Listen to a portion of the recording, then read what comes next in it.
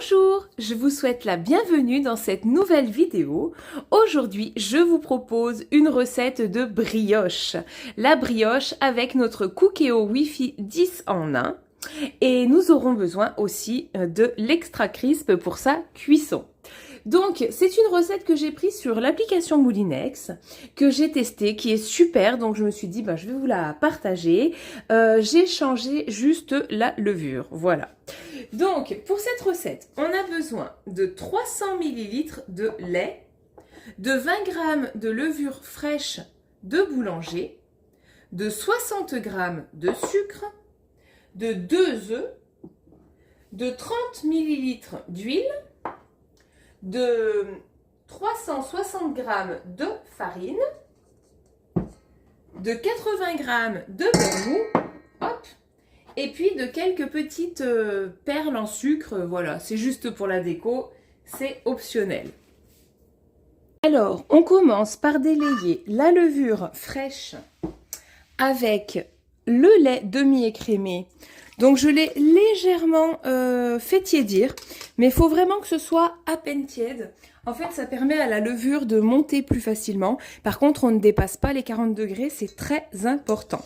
C'est 37 l'idéal, c'est vraiment à peine tiède. Hein. Donc je dilue avec mon petit fouet au préalable ma levure et mon lait. Je trouve que comme ça fonctionne beaucoup mieux. Alors j'utilise tout le temps de la levure fraîche. Je trouve que ça fait vrai. Enfin, j'ai essayé plein de marques de levure sèche et j'ai jamais été satisfaite. Même en la réhydratant avant et tout, je trouve qu'on n'obtient pas d'aussi bons résultats. Mais bon, vous faites comme vous avez l'habitude, hein, ça. Voilà, mais c'est vrai que moi j'ai vraiment une grosse préférence. Je conseille toujours d'utiliser de la fraîche. Alors, maintenant que c'est fait, on va ajouter bien dans l'ordre la farine. Voilà. On ajoute ensuite le sucre, puis les œufs, puis l'huile. Ensuite, on va pétrir tout ça pendant 2-3 minutes avec le robot pâtissier. Vous pouvez... Oh pardon, j'ai une voix complètement cassée. Vous pouvez bien sûr pétrir à la main, ça sera un petit peu plus long.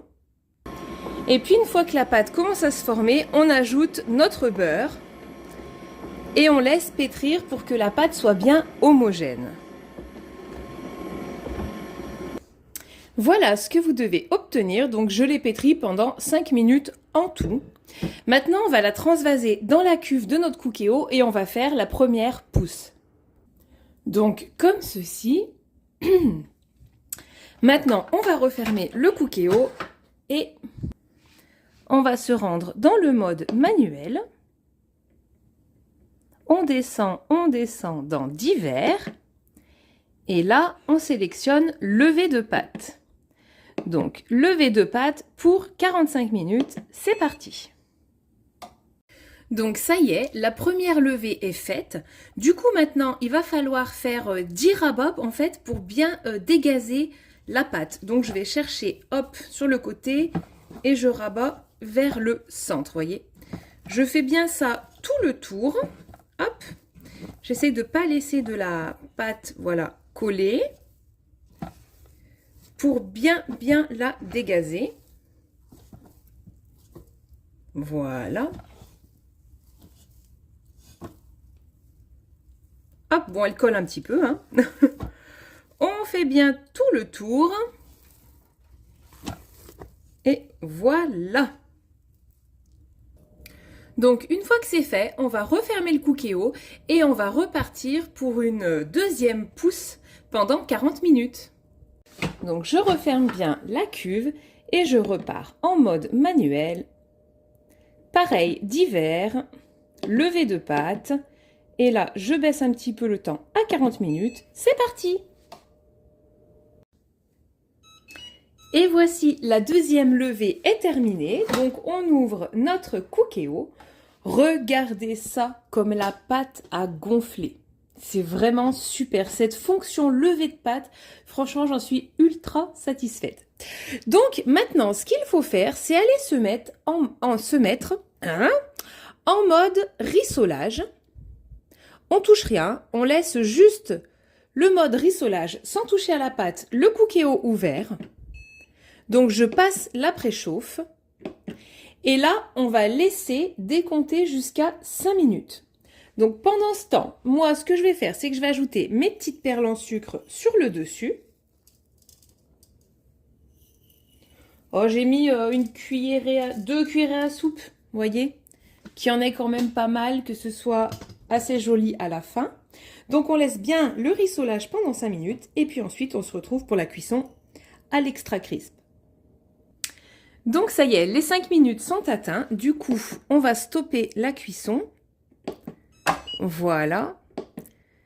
Maintenant, ce que je vais faire, c'est que je vais éteindre le cookéo. Mise en veille. Et je vais le débrancher. C'est vraiment indispensable. Dans la notice, c'est bien stipulé. Il faut l'éteindre, le débrancher avant l'utilisation de l'extra crisp. Donc ensuite, on positionne notre extra crisp sur le dessus.